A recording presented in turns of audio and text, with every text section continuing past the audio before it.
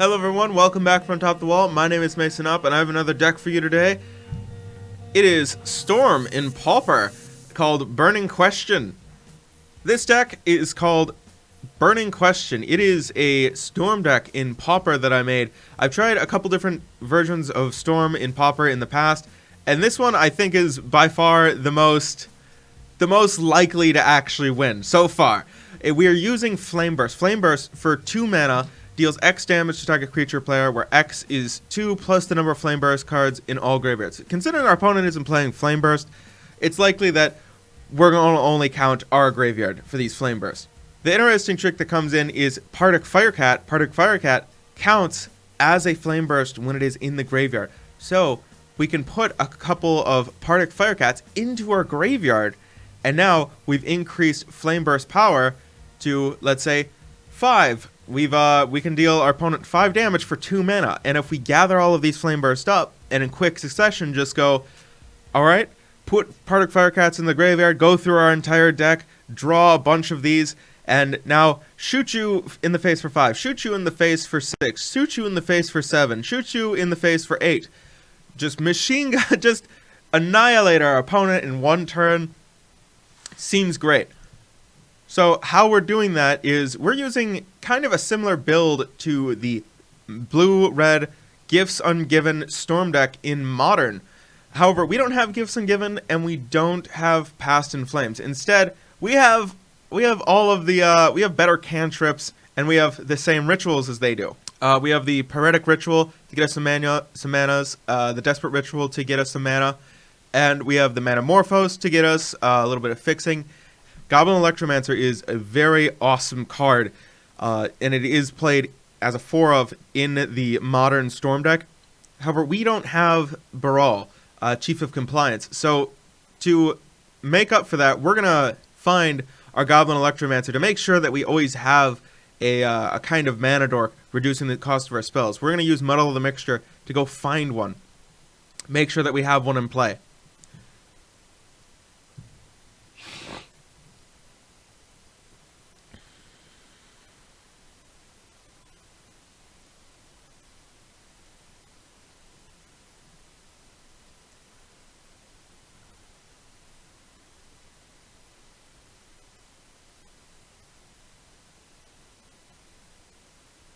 Now, some of the cantrips that we're going to be using to go through our entire deck are 4 Faithless Looting, a great way to end up discarding those Pyrocats. We have Strategic Planning, a good way to dig through the top 3, put one into our hand. Sometimes we can find a Partic Cat in there and just choose one of the other cards, get it in there. We have 2 Deep Analysis. Deep Analysis is a 2-for-1 for 4, but it has Flashback, so when we dump it into our graveyard, we can just pay the 2, pay 3 life, and then we gain 2 cards, and its cost gets reduced by Goblin Electromancer. So as we're going off, it's even better. Just 1 mana, draw 2 cards. About as good as it gets in Pauper. Aside from a Brainstorm, maybe. Brainstorm allows us to put the unwanted cards, or the Pyrocats that we might draw, back on top, so that way we can get rid of them with Strategic Planning, or use Pieces of the Puzzle to dump those into our graveyard. Pieces of the Puzzle, just the cost of a Divination at sorcery speed. Reveal the top 5 cards of our library, put 2 instant and or sorcery cards from among them into our hand, the rest into our graveyard. So we can just dump out some of those lands that we don't want, we can dump out the Pyrocats, we can dump out the things that we don't really care for or want. Last but not least, we got some of our lands. We have 4 islands, 3 mountains, 4 Swiftwater Cliffs, 4 Evolving Wilds, 3 Ashburns.